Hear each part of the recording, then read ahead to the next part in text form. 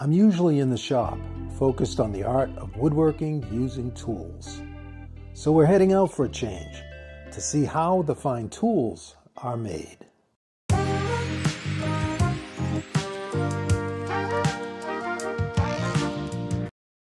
Today's epic adventure takes us to Strongsville, Ohio, to the headquarters and production facility of Woodpeckers, makers of fine precision woodworking tools.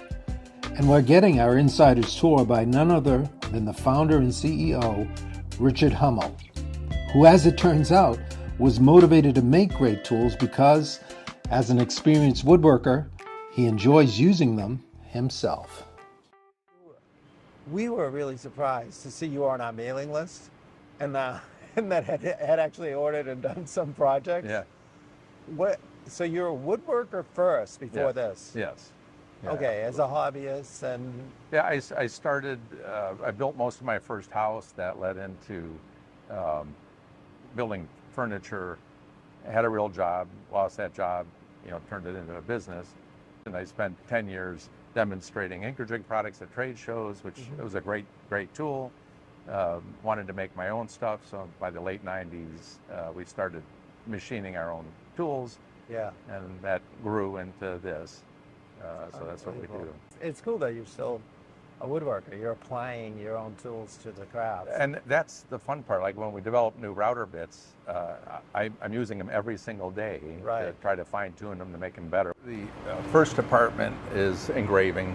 Again, not running today, but almost everything we make gets engraved, whether it's a ruler. It's beautifully done. Yeah. And there's two categories of parts, anodized red aluminum, which is what we're known for. Yeah. But we actually do more stainless steel than we do aluminum. Oh, really? So if it is something like this, where you have an engraving on a ruler, that's usually done with a CO2 laser. If it's stainless steel, then it's done with a fiber laser.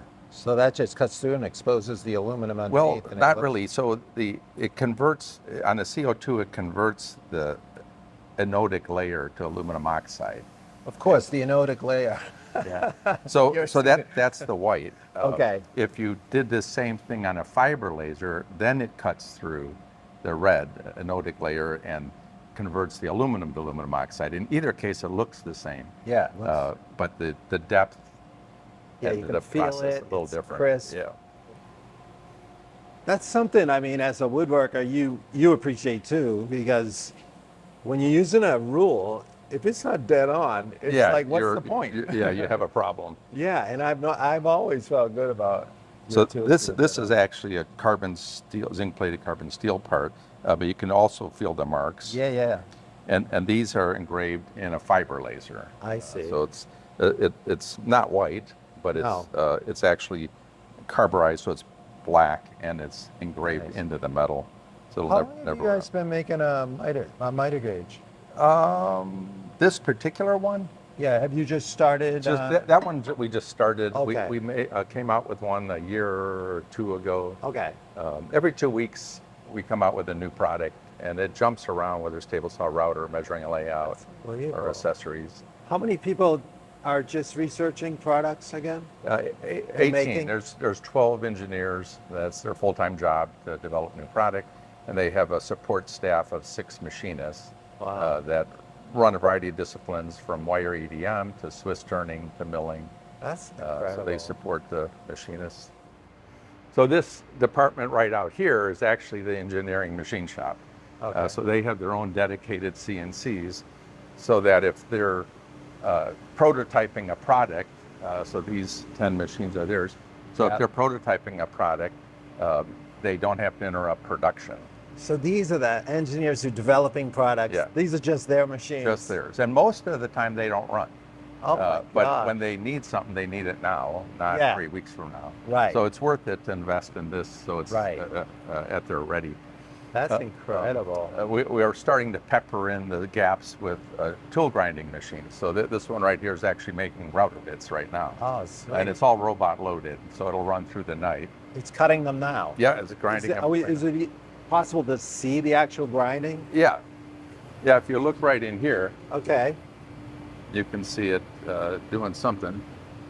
It's grinding right in where that water is back in there. So right now it is.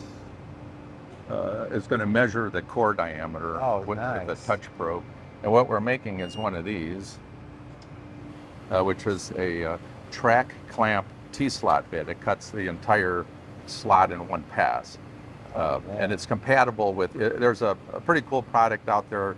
I forget what it's called, but it requires a dovetail slot. But Festool and Bessie and Semble, everybody else uses a different shape. So this matches industry standard track clamps. So rather than having to make 4 passes with a straight bit, a chamfer, a key seat cutter, you can do it all with one. That's incredible. It's so beautifully faceted too. Is that how it's that's how we make it in there. That is, it's like a diamond sparkling there. That's really great. So we can head this way. So you're making your own spiral. Yeah, we make our own. In fact, I'll show you some of them. So this one is a 3-flute down shear. Oh. And that's being ground in that machine over there right now. 3-flute down shear. I love these style of bits because they're so clean cutting, effortless. So this shop down the hill belongs to Blue Spruce. And that's where we make all the chisels, card scrapers, mallets. Oh, okay. How far away is that one? The shop down the hill? It's right here. Oh, down this hill. We just called it down the hill.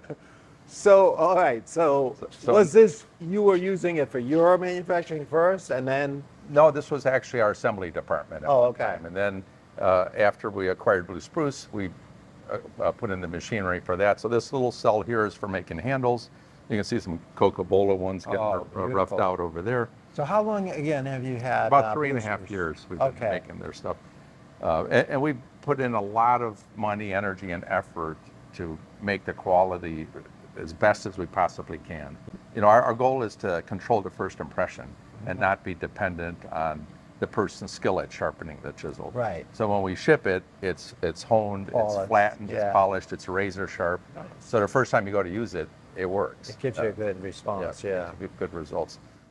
How do you start with a chisel? You just buy the certain type of steel, right? we buy bars of steel, and it comes in like this. In most cases, you buy steel and it's annealed state. Okay. So it's, depending on the type of steel, like 18 to 38 Rockwell, again, depending on what kind. This is A2. It's relatively soft in this state. Yes. But after we do all of the machining, and they heat treat it, and temper it, and cryogenically treat it, and do all this stuff to it, it ends up about 62 Rockwell, which is not as hard as a file, and you can't get much harder than that without chipping the cutting edge. Right. There's a delicate balance. The harder it is, the quicker it'll break, but the longer it'll hold that edge. Exactly. The softer it is, the tougher it is, but the less of an edge you'll get. So there's, we've done tons of testing on everything from powder metal to different steels. And there is no perfect answer. They're all good at something. None of them are great at everything. Exactly. So we settled on A2. We worked with a metallurgist to come up with a heat treating process that gave us the best possible result. So the cryogenic treatment actually breaks down the grain to a smaller size, so you can get a sharper edge. Oh, nice. So this is the studio we use for. Oh, this is this is the Blue Spruce backdrop. Yeah. And then, so what kind of video do you shoot in here? Just every day. Every day? Yeah, we do YouTube videos, sales videos. Yep. Every week we do a deep dive video, not in this studio, it's in the next one. So whatever our customers would benefit from seeing. You know, our objective is to sell tools, so of course everything we do revolves around that process. Yeah. Boy, they're beautiful. I've not even seen the Blue Spruce line. So those are infused curly maple handles. Yeah. I think those are They give a nice feel on your hand, Bearing. you know. Yeah. They're better than, you know, remember the old Stanley? Yes. They're a little less So you can tell the edgy. back is. Oh my gosh. It's been. It's a mirror. Honed and polished. The whole thing. Yeah, so it's flat to within a couple light bands, which you couldn't even measure. The equipment we use is the same equipment as what's used for flattening silicone wafers. Oh my They're gosh. lapping machines, so it's lapped and Want to see polished. this? You want to see it glisten? Is that, can you see it? It is literally a mirror to start with. I mean, So the end user doesn't have to do anything. In fact, they're best off never touching the back. Right, of it. don't touch It'll it. never get better. Right. Because I've never had, I mean, I try to get that maybe the first. Right, and that's a lot of work to even do that. Exactly. That's incredible. And then that wall we use for multi-router videos and some woodpecker videos. Yeah. Most of the woodpecker stuff's done in the next studio. Oh, okay. So the combination squares are relatively new. I haven't seen that. We have these in 3 different sizes, mini, and this is standard, and then there's a jumbo. And it's indexable. There's a spring-loaded pin, so it's always indexes on every inch. Oh, that's great. And then you tighten it up, and then you can scribe in relative to that, 0 reference. That's really excellent.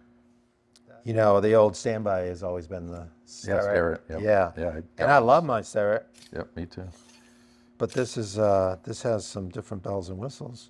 And the main thing is that it has and holds squareness. Yes, exactly. So- And then this is a more traditional combination square with a 45 and a 90. Yeah. I have that. Are you making too a really small version of this? Yes, yep. Because those are like little jewels. Yeah, to get into a joint. Yeah, I mean, I use my 4-inch a lot. We'll try ours. This In fact, holds. here it is. Here's our little one. Oh yeah, there you go. That's what I'm talking about. That's a 4-inch. Everything you need, and it's also indexable, and it has I was wondering what the that was. support, so it doesn't. oh roll. yeah, that's really clever. That's the first thing I noticed when I used this large square. You have that off. Yeah. Because you It's you a go, simple feature. Yeah, but it just like relaxes you when you use it. Right. It's reassuring every single time. But I've noticed.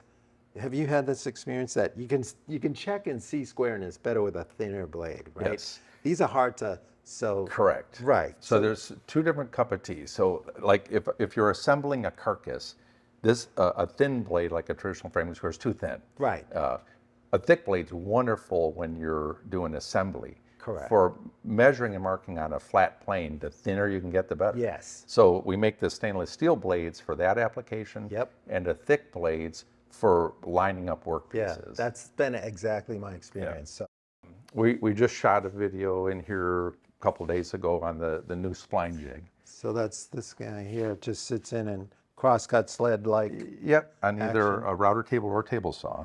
Yeah. Either one, and then it uses our standard flip stops, which we've had for a really long time. You put a dovetail bit in, you've got dovetail corners. And away you go. Yeah. Wow, that's pretty. And then slick. then it's repetitive, of course. Yep. You got the stops, and there's rulers engraved. Like these engravings are done with a fiber laser, so it's actually in the aluminum. It's a very modest contrast, but you can feel it and you can see it. Yep. And you can set up more stops if that suits your project. Yeah. Wow, box makers will go crazy for this, I bet. I mean, that is slick and So easy that's to set a up. table saw application and, Yep. and a router table application. Look at this. Look at the joinery there. Simple dovetail corners with this jig. Do you get much time in your own shop to use these beautiful tools? I haven't in the last few months. No. Usually I do. I've been working on, in fact, I finished those chairs that you designed. Oh, really? I built 9 of those, and they're all finished except for upholstery. I've been working on the dining room table to go with it for the last 6 months. Oh, nice. Because I'd be done if In I your had more spare time in my time. shop. Yeah. But underneath these tarps are what I call lapping and polishing machines. Oh, okay. And they're all look at that. super filthy, but there's a cast iron disc, and I wouldn't touch anything because Okay. if you get black stuff on it, won't come off. Okay. But it's actually steel. It's powdered steel. Yeah, I've had so that on my fingers. there's a diamond slurry that gets deposited on this thing, Yeah. and then these carriers go in there, and the chisels go in there. And Oh, I see. there's They it's spin. orbiting and spinning at the same time. Okay. So in a matter of 3 to 20 minutes, it will flatten the chisel to a ridiculous level of flatness. Like I said, light bands, Yeah. which is smaller than a millionth of an inch. It's really small, but it's the incredible. same thing that we would do on a honing stone in our shops, Yeah, that's what I was thinking. but in a far more controlled manner. Right. And it takes so long to just Yeah. It's hard to appreciate And until then you try it. So here we have robot tended mills. So there's 5 of them. Yep. So what are they milling out? Parts, like in this case, these T-square handles starts off like this. Yep. And gets machined into that. Yep. And then it goes over to the tumblers, and it comes out of the tumbler looking like that. Oh.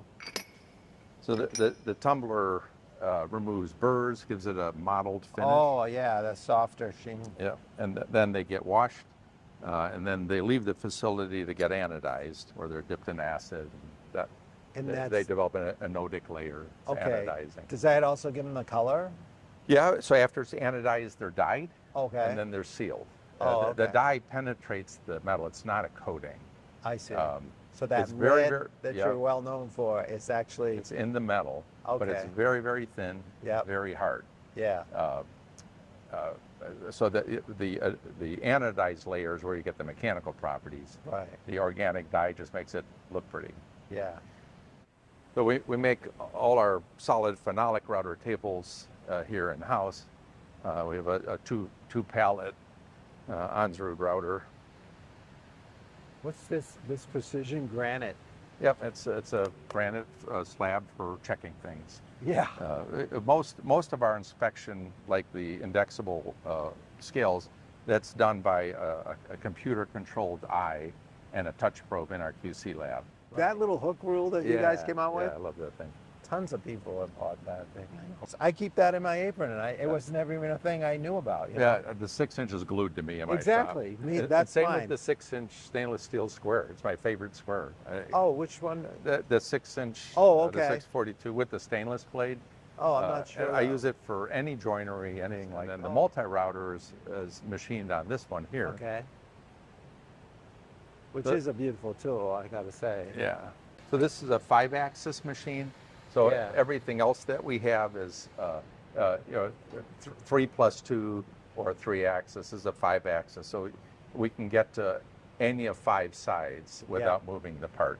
So all of the castings for the multi-router, it's a perfect application for that. Yes. So you only mount it once, and you can index all the holes. Yeah, and because it's a features. very unusual piece Yeah. of. It's It was actually aluminum. developed in the 80s, Yeah. from what I understand, a fellow named John Duquesne, who made grills, commercial grills. Oh. And he was a woodworker, and I never met the man, but he was frustrated with the lack of ability to make tendons and mortises, so he had his engineers develop that machine. Oh. I first saw it in the early 90s at woodworking shows, and I was always fascinated by it. Yeah. So I had the opportunity to buy it, so I did. But so all that production was moved from South Carolina to here. Okay. So we do it all here. Nice.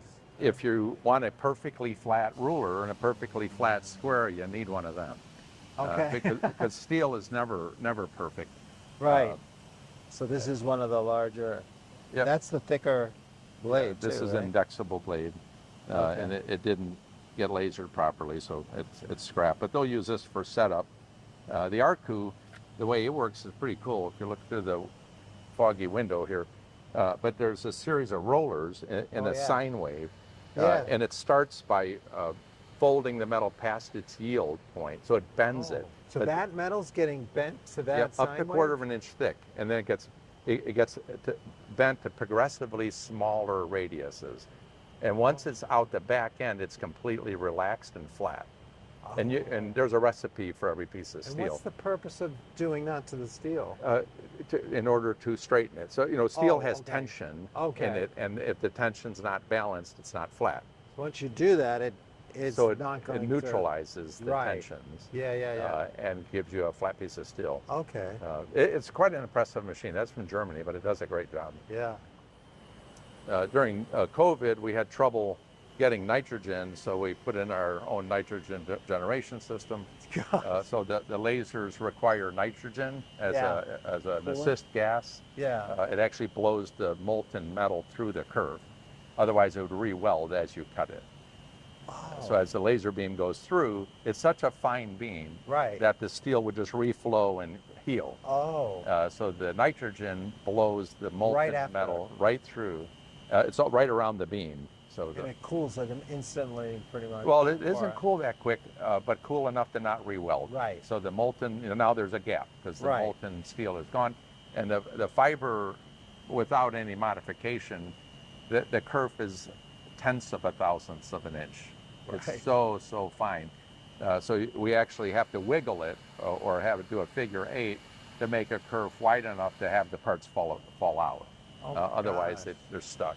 And how thick is that it's cutting through to do that? Well, you can cut up to, we cut up to about 3/8, Yeah. but they can cut more than that. Wow. We don't have a need for that. So here's some mallets that are sold. We make those two down the hill where we were at in the turning department. So Blue Spruce made these mallets? Yeah, we right? make them all. Oh, okay. So this is cocobolo and infused curly maple.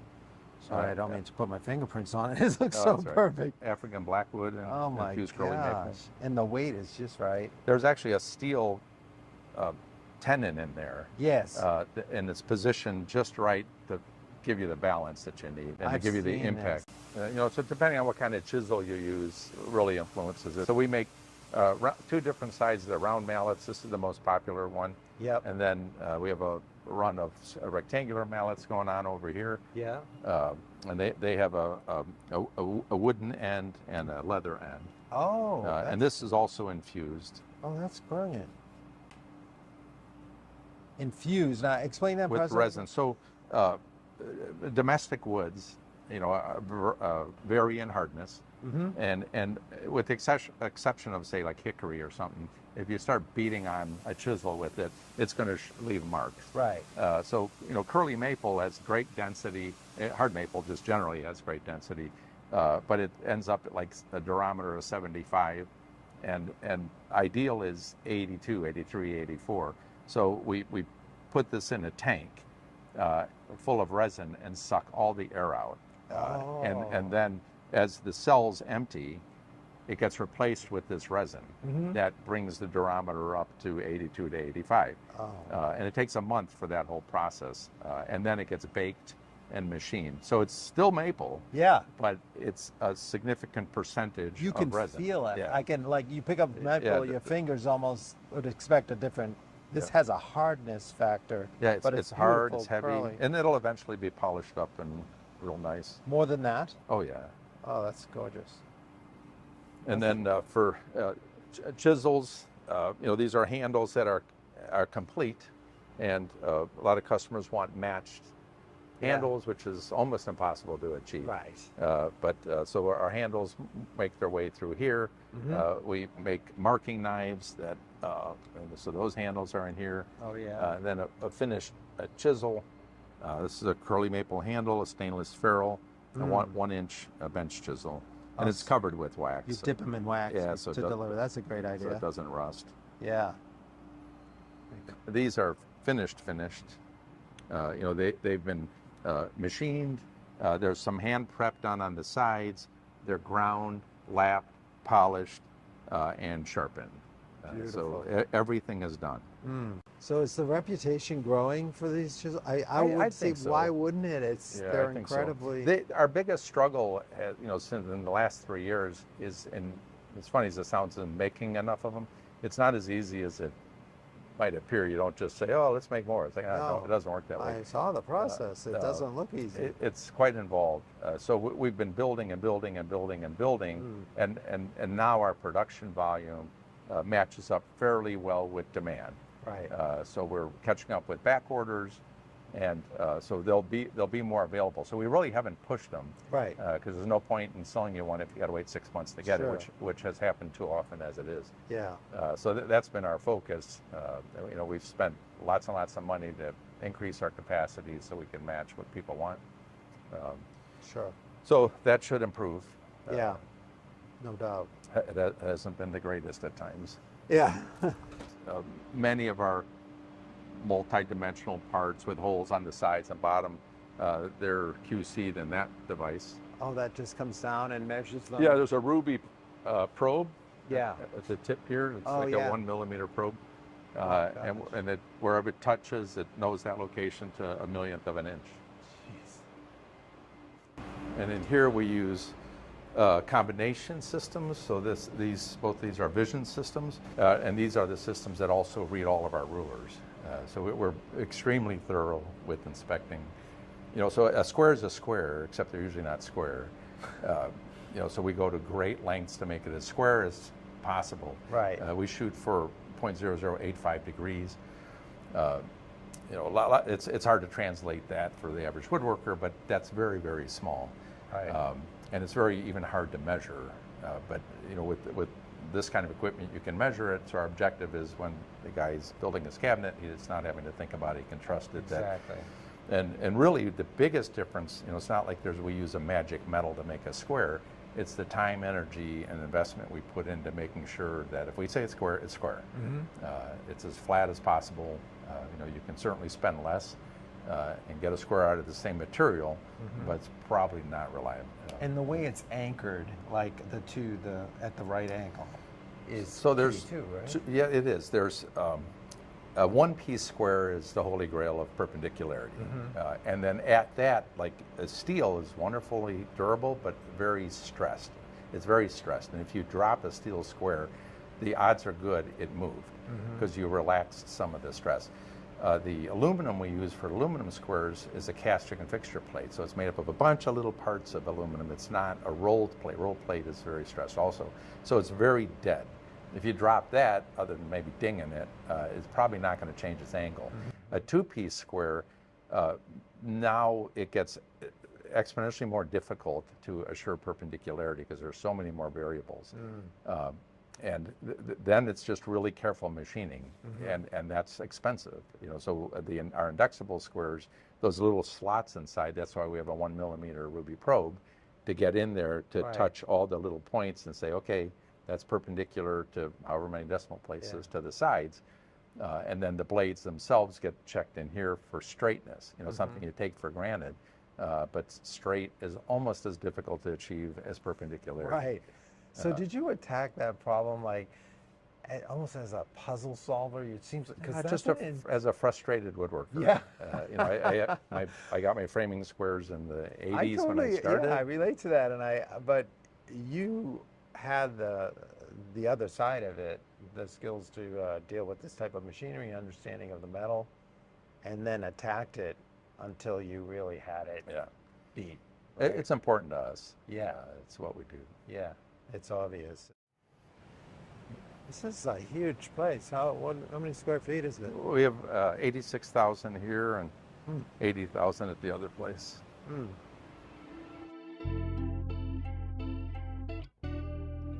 So this front section is assembly.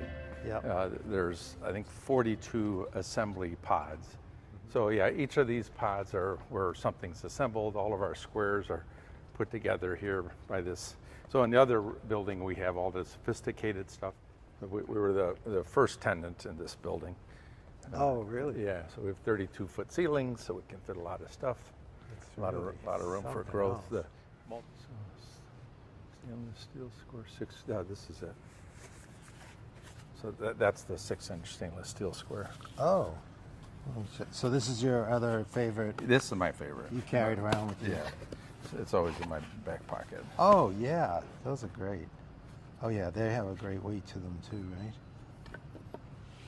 Yeah, it's nice and thin, perfect for measuring, marking, everything. And it's got that little overlap. And it's actually a one-piece.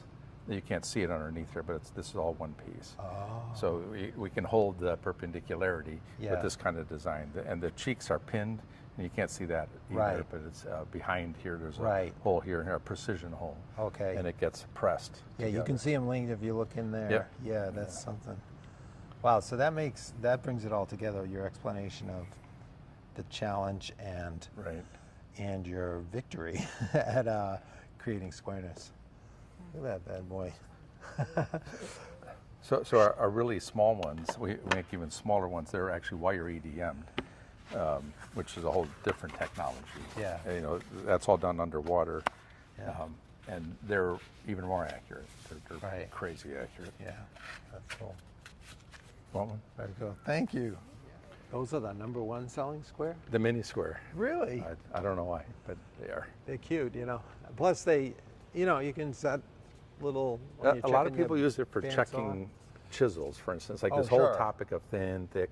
So with a 60 thou blade, when you're trying to like keep it on a chisel, you Right. move it all, you slip off. Right. You know, so that's where you want a fatter square, Right. because it gives you lots of opportunity to keep it in there. Yeah. So a lot of folks use a mini square for that. Yeah, that makes sense. You know, when my wife and I started it, it was just, let's see how big we can make it. Yeah. That's always been the objective. And as long as there's new tools to make, we're Yeah. going to just keep knowing what we're doing. I love it. It's cool to see what you've done and look forward to see what new comes out and how you grow. Like I said, every 2 weeks. This year we have a new product coming out. Every week, most of the time we have new router bits coming out. Yeah. How are so those we're products announced? Like if people our wanted to email know? list. Okay. It's really the most efficient way. So they just get on that list. How Just do get they- on the list. by going to Woodpeckers. Yeah, woodpeck.com. Woodpeck.com. Well, thanks so much for Thank taking you. us around. I Thanks. really enjoyed